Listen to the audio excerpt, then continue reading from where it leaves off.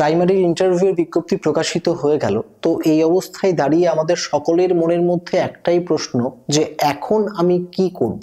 আজকের এই ভিডিওর মধ্যে একটা রুট ম্যাপ তৈরি করব যে আপনি যদি প্রাথমিক বিদ্যালয়ের একজন শিক্ষক বা শিক্ষিকা হওয়ার জন্য ইন্টারভিউয়ের প্রিপারেশন নিচ্ছেন এমন হয়, তাহলে এই অবস্থায় আপনার করণীয় কি। এবারে করণীয় কি সেটা বলার আগে আমাদের জানতে হবে যে আমরা কোন কোন কাজগুলো করব না। কোন কোন কাজগুলো করব না সেই প্রসঙ্গে সবার আগে যেটা বলবো যে আপনি একদম ভয় পাবেন না, একদম ভীত হবেন না। আপনাদের মনের মধ্যে অনেক রকমের প্রশ্ন আছে যে প্রশ্নগুলো আপনাকে ভীত সন্ত্রস্ত করে দিচ্ছে, যেমন কাট অফ কত হবে, আমার সুযোগ আছে কি নেই, আমার একাডেমিক কত হচ্ছে, শেষ যে ক্যান্ডিডেট সেটা এসসি কত হতে পারে, এসটি কত হতে পারে, ইত্যাদি নানান প্রশ্ন আছে, আমি কোন জেলায় অ্যাপ্লাই করবো ইত্যাদি ইত্যাদি।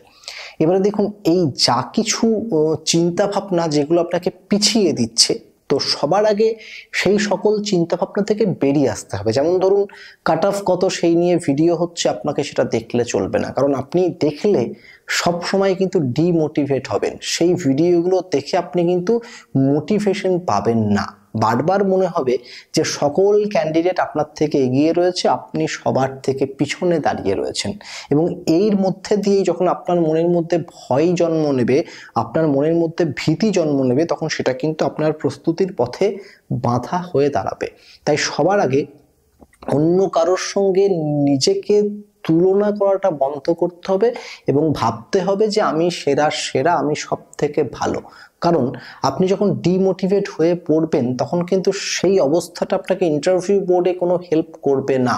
আপনি শেষ পর্যন্ত কিন্তু ইন্টারভিউ দিতে যাবেন, তাহলে ইন্টারভিউ দিতে আপনি যখন যাবেনই তখন ডিমোটিভেট হয়ে তো লাভ নেই। এর থেকে আরো ভালো যে আপনি মোটিভেট হয়ে থাকুন এবং যতটা সম্ভব ইন্টারভিউ বোর্ড থেকে বেশি বেশি নাম্বার নিয়ে আসার চেষ্টা করুন। দেখুন, কথাটা খুব সহজভাবে বলে দিলাম, কিন্তু এতটা সহজও হয়তো আপনার ক্ষেত্রে নয়, তবুও আপনাকে এটাকে বিশ্বাস করতে হবে। কারণ আপনি চাকরিটা পাচ্ছেন এটা ভেবে ইন্টারভিউ বোর্ডে ইন্টারভিউ দিতে যান, আর চাকরিটা পাচ্ছেন না এটা ভেবে যান, যা ভেবেই যান না কেন শেষ পর্যন্ত কিন্তু আপনি যদি মোটিভেট হতে পারেন তাহলে ইন্টারভিউটাকে ক্র্যাক করতে পারবেন।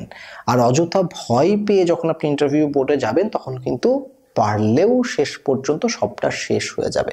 কাজেই ইন্টারভিউ বোর্ডে যখন যেতেই হবে তখন অযথা ভয় পেয়ে লাভ নেই। এবারে দ্বিতীয় প্রশ্ন হচ্ছে যে প্রিপারেশন কেমন করে নেব। দেখুন, টিচিং ডেমনস্ট্রেশন হচ্ছে কিন্তু প্রাইমারি ইন্টারভিউ একদম পাখির চোখ। সবার আগে এটাকে আপনাকে ভেদ করতে হবে। তার জন্য দেখুন, নন্দী একাডেমিতে এমন অনেক টিচিং ডেমনস্ট্রেশন দেওয়া আছে যেগুলোকে আপনি দেখে প্র্যাকটিস করে কিন্তু যেতে পারেন। এবারে এই টিচিং ডেমনস্ট্রেশন প্রসঙ্গে বেশ কিছু কথা বলার আছে। যেমন প্রথমে আপনাকে বলবো যে আপনি অন্য কোনো একজন খুব ভালো টিচিং ডেমনস্ট্রেশন দিচ্ছে, সেখানে গান গাইছে, নাচ করছে, এটা করছে, ওটা করছে, যা করছে, যেগুলো আপনার দ্বারা সম্ভব নয় সেগুলোকে দেখে অযথা বিভ্রান্তি বাড়িয়ে লাভ নেই। কাজেই কোনো একজন ভালো গান গাইতে পারেন, কোনো একজন ভালো নাচ করতে পারেন, কোনো একজন ভালো ছবি আঁকতে পারেন, তাতে আপনার কিচ্ছু যায় আসে না। আপনি কোনটা ভালো পারেন সেই ধরনের টিচিং ডেমনস্ট্রেশনগুলোকে চুজ করে নিন। কারণ গান শিখতে বছরের পর বছর লেগে যায়, নাচ শিখতে বছরের পর বছর লেগে যায়। আপনি যদি ভাবেন যে এই যে 1 মাস সময় আছে, এই 1 মাস সময়ের মধ্যে আমি সব কিছু শিখে নেব, সেটা কিন্তু হতে পারে না। কাজেই অন্য কোনো একজন অন্য কোনো এক টপিকে ভালো টিচিং ডেমনস্ট্রেশন দিচ্ছে, তাতে আপনার কিছু যায় আসে না। আপনি যেটা ভালো পারবেন সেটাকে বেছে নিন, সেই ধরনের টিচিং ডেমনস্ট্রেশনগুলোকে প্র্যাকটিস করুন। আপনি চাইল্ড সেন্ট্রিক এডুকেশনকে পরিচালনা করতে পারেন, সেই দক্ষতা দেখান। আপনি জয়ফুল লার্নিং পরিচালনা করতে পারেন, সেটা সেই দক্ষতা দেখান। আপনার মধ্যে ব্ল্যাকবোর্ড ব্যবহার করার দক্ষতা আছে, টিচিং ডেমনস্ট্রেশনের মধ্যে সেটা ফুটে উঠুক। আপনার মধ্যে টিএলএম ব্যবহার করার দক্ষতা আছে, টিচিং ডেমনস্ট্রেশনের মধ্যে সেটা ফুটে উঠুক। আপনার মধ্যে প্রশ্ন উত্তর পরিচালনা করার দক্ষতা আছে, সেটা ফুটে উঠুক। আপনি শিশুদেরকে খুব সুন্দর নিয়ন্ত্রণ করতে পারেন, আপনার টিচিং ডেমনস্ট্রেশনের মধ্যে সেই পরিচয়গুলো থাকুক।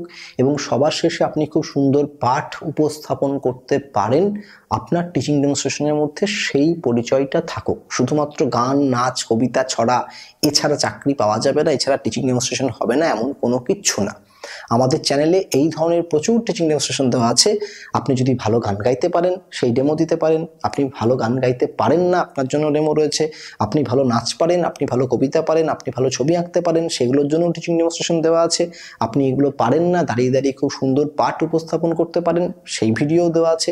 কাজেই যা কিছু আপনার পক্ষে যেটা ভালো লাগছে, যেটা আপনি করতে পারবেন, আমি কোনটা ভালো করতে পেরেছি সেই নিয়ে আপনার মাথা ঘামিয়ে লাভ নেই। আপনি যেটা ভালো করতে পারবেন সেই ধরনের ডেমোগুলোকে 4টে 5টা 6টা কিন্তু প্র্যাকটিস করে রাখুন এবং অবশ্যই বাড়িতে প্র্যাকটিস করুন। যদি কেউ ভাবেন যে ওই ইন্টারভিউ বোর্ডে গিয়ে ঠিক মেরে দেবো, তাহলে কিন্তু হবে না। তখন টিচিং ডেমনস্ট্রেশন দিতে গিয়ে আপনি কিন্তু দাঁড়িয়ে পড়বেন। কাজেই আপনাকে পারফর্ম করতে হবে, আপনাকে 5 জনের সামনে পারফর্ম করতে হবে, ঠিক আছে? তো প্রথমে আপনার প্র্যাকটিসটা ঘরের মধ্যে দিয়ে থেকে শুরু হবে, তারপর ঘর থেকে আস্তে আস্তে বাড়ির লোকজনকে সামনে বসিয়ে প্র্যাকটিস করতে হবে, তারপর অচেনা মানুষের সামনে আপনাকে পারফর্ম করতে হবে। হতে পারে যে ঘরের মধ্যে জানালা দরজা বন্ধ করে আপনি খুব সুন্দর টিচিং ডেমনস্ট্রেশন দিচ্ছেন, তার মানে এই নয় যে ইন্টারভিউ বোর্ডে গিয়েও আপনি সেটা পারবেন। সেটা পারতে গেলে আপনাকে অবশ্যই অচেনা অপরিচিত মানুষের সামনে টিচিং ডেমনস্ট্রেশন দিয়ে প্র্যাকটিস করতে হবে। তাই শুধুমাত্র ঘরের মধ্যে ফাটিয়ে দিচ্ছি, কাঁপিয়ে দিচ্ছি, দারুণ টিচিং ডেমনস্ট্রেশন দিচ্ছি মানে ইন্টারভিউ বোর্ডে গিয়েও আমি পারবো এমনটা নাও হতে পারে।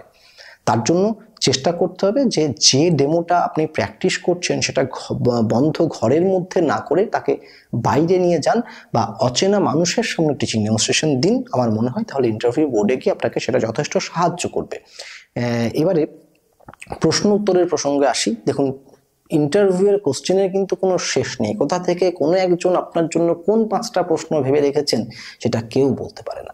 তাই আপনি আপনার সেই প্রশ্ন উত্তরের বিষয়বস্তুগুলোকে নির্দিষ্ট কতগুলো ভাগে ভাগ করুন। যার প্রথম ভাগ হচ্ছে আপনার সাবজেক্ট, অর্থাৎ বাংলায় অনার্স, অঙ্কে অনার্স, ইংরেজিতে অনার্স যা কিছু আছে আপনি ভেবে রাখতে পারেন যে সেখান থেকে কিছু প্রশ্ন আপনাকে করা হবে। তাহলে সেই আপনার যেটা প্রিয় সাবজেক্ট আছে, এবার অনেকে বলবেন যে আমি তো পাশের স্টুডেন্ট, আমার তো 3টে সাবজেক্ট আছে। তাহলে 3টে সাবজেক্টকে যখন আপনি ভাবছেন আপনার পরিধিটা কিন্তু আরো অনেক বড় হয়ে যাচ্ছে। তাহলে সেখান থেকে আপনার একটা প্রিয় সাবজেক্টকে বেছে নিন, সেটা নিজের মুখে ইন্টারভিউ বোর্ডে উল্লেখ করুন। তাহলে সেখান থেকে প্রশ্ন এলে অপেক্ষাকৃত আপনি অন্যান্য সাবজেক্টের থেকে বেশি প্রস্তুত থাকতে পারছেন। আমি একজন ইন্টারভিউ বোর্ডে গিয়ে দাঁড়িয়ে পড়লাম, আমাকে আমার নিজস্ব চয়েস জিজ্ঞাসা করা হলো যে আপনার কোন সাবজেক্ট ভালো লাগে। আমি বললাম যে আমার সেরকম বিশেষ কোনো সাবজেক্ট নেই যেটা আলাদা করে ভালো লাগে। তাহলে এই অবস্থায় আমাকে বাংলা থেকে, অঙ্ক থেকে, ইংরেজি থেকে, ইতিহাস থেকে, ভূগোল থেকে, যেখান থেকে খুশি প্রশ্ন কিন্তু তারা করতে পারেন। কিন্তু আমি যখনই বললাম যে আমার বাংলা বিষয়টি ভালো লাগে বা আমার প্রিয় বিষয় হচ্ছে বাংলা বা অঙ্ক বা ইংরাজি, তাহলে সেখানে কিন্তু একটা নির্দিষ্ট রুটকে খুঁজে পাওয়া গেল যে এবার হয়তো সেখান থেকে আপনাকে প্রশ্ন করা হবে।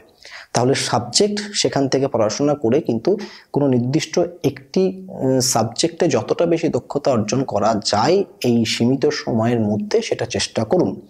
এরপর যেটা আসে সেটা হচ্ছে এডুকেশন রিলেটেড কোশ্চেন, অর্থাৎ আপনারা ডিএলএড কলেজে গিয়ে যেগুলো পড়ে এসেছিলেন সেই বইগুলোকে আবার তাক থেকে পেরে একটু ধুলো ঝেড়ে সেখানে রুশো, মন্তেশ্বরী, ফ্রয়েবেল সম্বন্ধে সাধারণ ধারণা অর্জন করুন।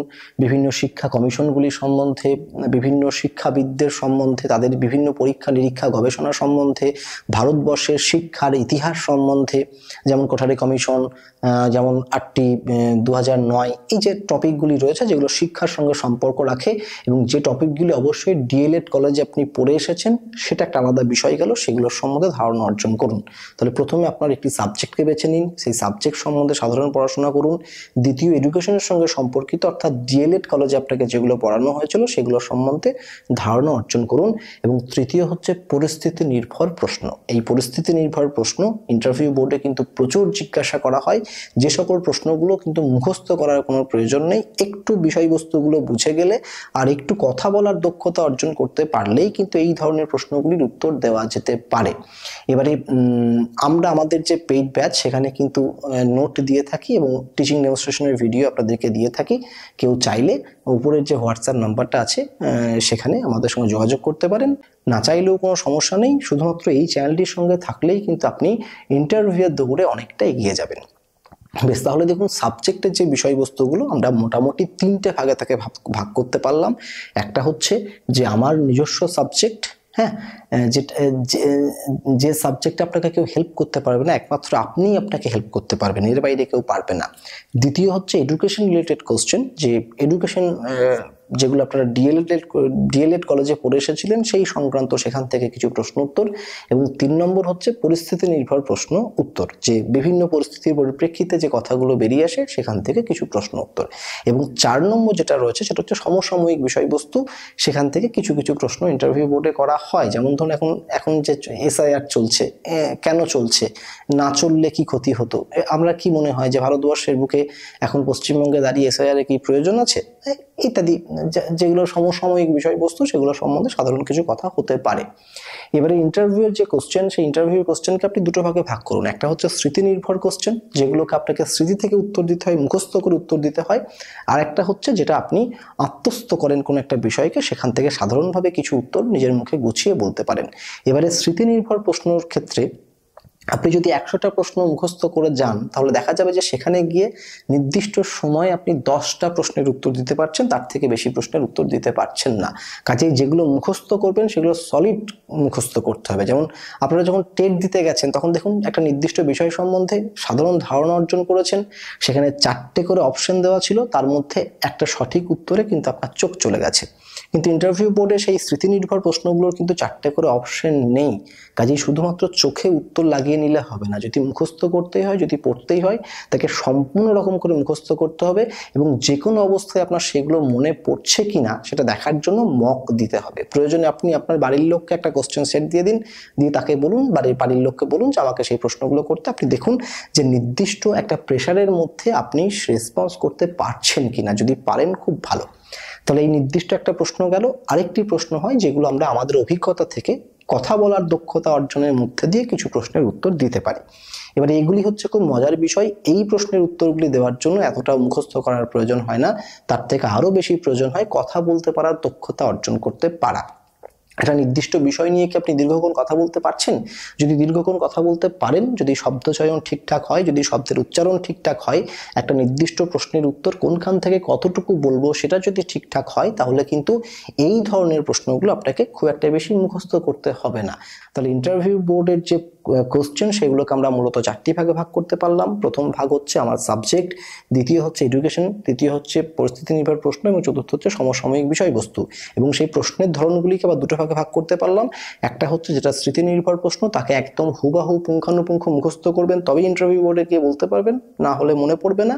আর দ্বিতীয় হচ্ছে সেটা স্মৃতি নির্ভর প্রশ্ন, যেগুলো সাধারণ কথা বলার দক্ষতা অর্জন করলে, আয়নার সামনে দাঁড়িয়ে দাঁড়িয়ে বলে বলে প্র্যাকটিস করলে আমরা সেই সমস্ত প্রশ্নের উত্তরগুলোকে দিতে পারি। তাহলে এই হচ্ছে মোটামুটি প্রাইমারি ইন্টারভিউয়ের একটা রুট। আপনি যদি এই রুটে চলেন তাহলে আমার মনে হয় যে এই অল্প সময়ে, এই সীমিত সময়ে দাঁড়িয়ে আপনি সঠিক পথে হাঁটতে পারবেন। এবং সব থেকে বড় কথা হচ্ছে এই কটা দিন নন্দী একাডেমির যে সকল ভিডিওগুলি রয়েছে সেই সকল ভিডিও প্রাইমারি ইন্টারভিউকে কেন্দ্র করে, সেই ভিডিওগুলিকে আপনি দেখুন। নিজের অজান্তেই কখন আপনি ইন্টারভিউয়ের জন্য প্রস্তুত হয়ে যাবেন আপনি নিজেই জানতে পারবেন না। তাহলে আবার পরবর্তী ভিডিও দেখার জন্য আপনাকে আমন্ত্রণ জানালাম। আজকের এই যে ভিডিও সেটা এখানে শেষ হলো। দেখা হচ্ছে অন্য কোনো এক ভিডিওতে, অন্য কোনো একদিন।